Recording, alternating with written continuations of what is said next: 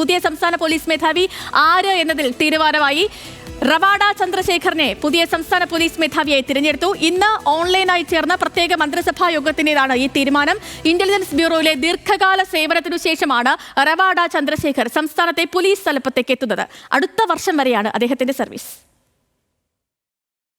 Kerala police മേധാവി സ്ഥാനത്തേക്ക് UPSC അംഗീകരിച്ച 3 പേരുടെ പട്ടികയിൽ നിന്നാണ് ഇന്ന് ചേർന്ന പ്രത്യേക മന്ത്രിസഭാ യോഗം റവാഡ ചന്ദ്രശേഖറിനെ തെരഞ്ഞെടുത്തത്. സംസ്ഥാനത്തെ ഏറ്റവും സീനിയർ IPS ഓഫീസറായ നിതിൻ അഗർവാൾ, ഫയർഫോഴ്സ് മേധാവി യോഗേഷ് ഗുപ്ത എന്നിവരെ മറികടന്നാണ് നിയമനം. ഏറെക്കാലമായി കേന്ദ്ര ഡെപ്യൂട്ടേഷനിൽ ജോലി ചെയ്യുന്ന റവാഡ ചന്ദ്രശേഖർ നിലവിൽ ഇന്റലിജൻസ് ബ്യൂറോയുടെ സ്പെഷ്യൽ ഡയറക്ടറും കേന്ദ്ര ക്യാബിനറ്റ് സെക്രട്ടേറിയറ്റിൽ സുരക്ഷാ സെക്രട്ടറിയുമാണ്.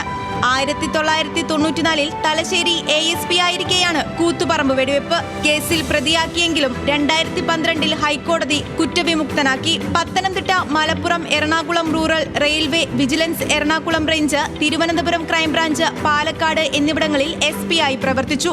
പോലീസ് ആസ്ഥാനത്ത് AIG ആയിരുന്നു.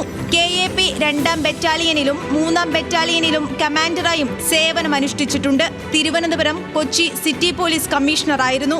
തൃശൂർ, തിരുവനന്തപുരം റേഞ്ചുകളിൽ DIG ആയും പ്രവർത്തിച്ചു. ക്രൈം റെക്കോർഡ്സ് ബ്യൂറോ IG ആയിരിക്കെയാണ് റവാഡ ചന്ദ്രശേഖർ കേന്ദ്ര ഡെപ്യൂട്ടേഷനിലേക്ക് പോകുന്നത്.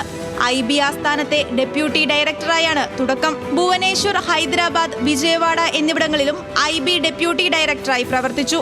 വിജയവാഡ, മുംബൈ എന്നിവിടങ്ങളിൽ IB അഡീഷണൽ ഡയറക്ടറായിരുന്നു.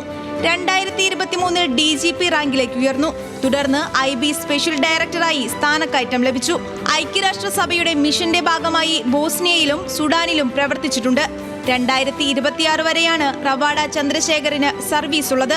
വിശിഷ്ട സേവനത്തിന് 2015 രാഷ്ട്രപതിയുടെ പോലീസ് മെഡലും സുസ്ഥർഹ്യ സേവനത്തിന് 2009 ഇന്ത്യൻ പോലീസ് മെഡലും ലഭിച്ചിട്ടുണ്ട്. ന്യൂസ് മലയാളം, തിരുവനന്തപുരം.